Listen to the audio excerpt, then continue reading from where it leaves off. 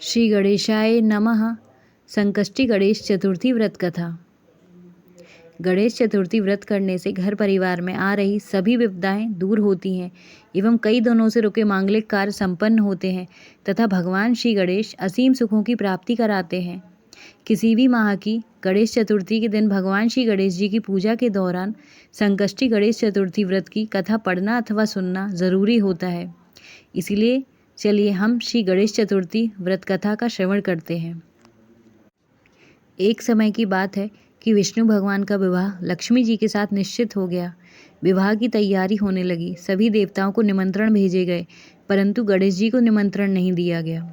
कारण जो भी रहा हो, अब भगवान विष्णु की बारात जाने का समय आ गया।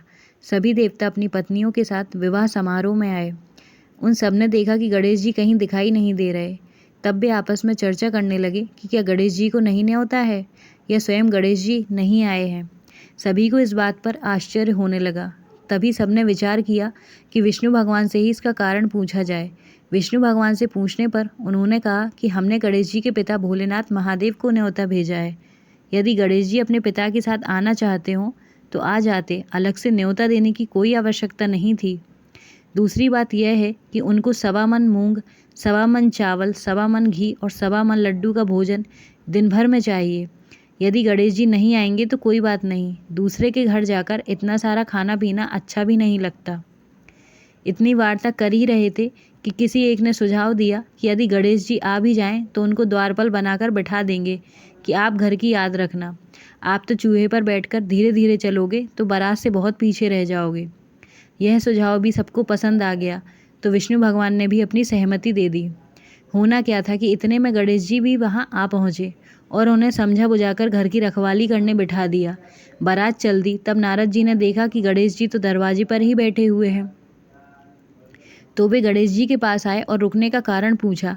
गणेश जी कहने लगे कि हे विष्णु भगवान, आपने मेरा बहुत अपमान किया है। नारद जी ने कहा कि आप अपनी मूसक सेना को आगे भेज दें तो वह रास्ता खोद देगी, जिससे उनके वाहन धरती में धंस जाएंगे।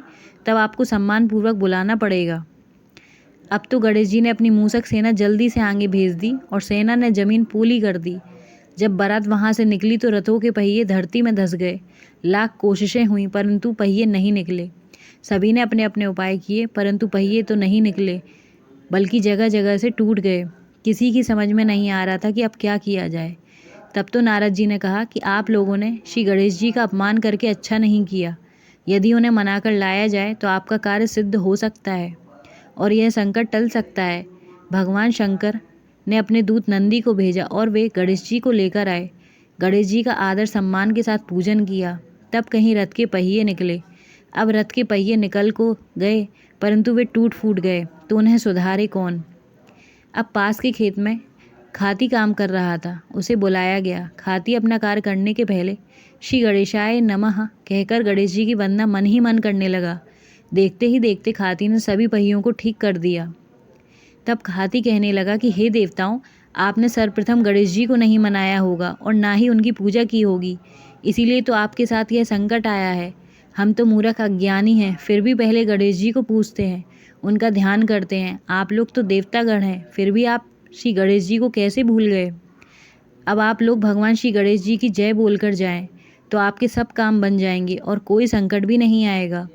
ऐसा कहते हुए बारात वहाँ से चल दी और विष्णु भगवान का लक्ष्मी जी के साथ विवाह संपन्न करा के सभी सकुशल घर लौट आए। हे गणेश जी महाराज, आपने विष्णु को जैसे कार्य सारियो ऐसे कार्य सबको सिद्ध करियो। बोलो गजानन भगवान की जय।